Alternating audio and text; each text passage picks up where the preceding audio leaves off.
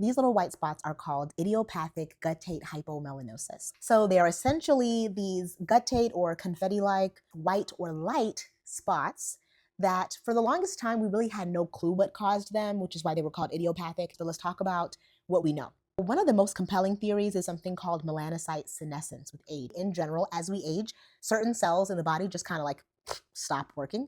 They still are making melanin, but they're not transferring them properly. We know that age plays a large role, but we also know that UV and sun exposure plays a really large role. And you can tell this by typically the areas that have been sun exposed over many years will have way more of these spots than areas that are covered. Now, oftentimes when my patients come in and I tell them that the sun is playing a large role in these spots, they're like, what are you talking about? I'm never in the sun. I always ask them, but were you in the sun 20 years ago?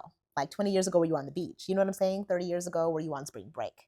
And then they're always like, okay, well, definitely I was in the bikini back then. We're finding that these spots can show up 10 to 20 years, just decades after the sun damage that may have triggered them. It's actually very difficult to treat these. When patients have a few just light spots on their face, I typically actually use eye drops for glaucoma. I know, funny enough, these things called prostaglandin analogs, latanoprost or bimatoprost, I use a small amount of that liquid applied daily to the areas to darken up the skin and help it to match the surrounding skin. And it works beautifully when applied just in one little area. However, if you apply it and just rub it into the skin, it's going to make all the skin darker. So it is not usually a practical treatment option for people who have hundreds of these on the legs, because you would literally have to spot treat each individual spot and not get it onto the normal surrounding skin. That's just not practical. So most patients don't treat it.